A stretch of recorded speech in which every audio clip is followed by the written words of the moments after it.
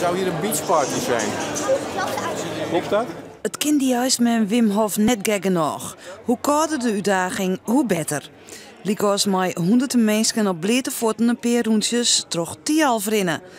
Vorig jaar is hij mij een record vestigen voor het Guinness Book of World Records. 361 mensen had 1000 meter online en dat record moet nu alweer verbrutsen worden.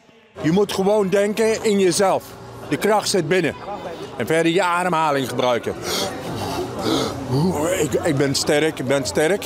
Dat ben je ook. Dat hoef je niet te denken, dat ben je. Als je je aandacht maar naar binnen richt.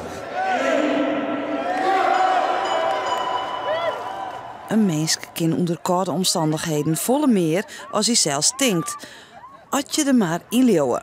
Daar draait alles om, zo vindt die huisman. Hoe gaat het? Ja, een beetje nog. Nog een beetje koud, maar wat jij erbij, hè? Warm? Hitte, joh. Oh, vreselijk. Uiteindelijk toch blijken dat het oude record uit de boeken gaat. 446 deelnemers rennen 1100 meter op het ijs van Tialf. Op blete voeten vanzelfs. Genoeg voor een nieuwe vermelding in het Guinness Book of World Records. We hebben duidelijk laten zien aan heel Nederland dat dit mogelijk is voor kind, ouder iemand, man, vrouw, maakt niet uit.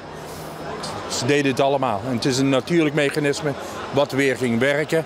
Iedereen voelde zich uitstekend. Na 1 rondje zat iedereen erin. En hoe is het met uw voeten? In het midden een beetje onder het kussentje, zeg maar, een beetje doof. Maar ik hoop dat het wel weer wegtrekt, zeg maar. Maar ik kan er nu gewoon op staan. Het geeft niet zoveel. De moeite waard? Ja, zeker. Ja, hartstikke leuk om te doen.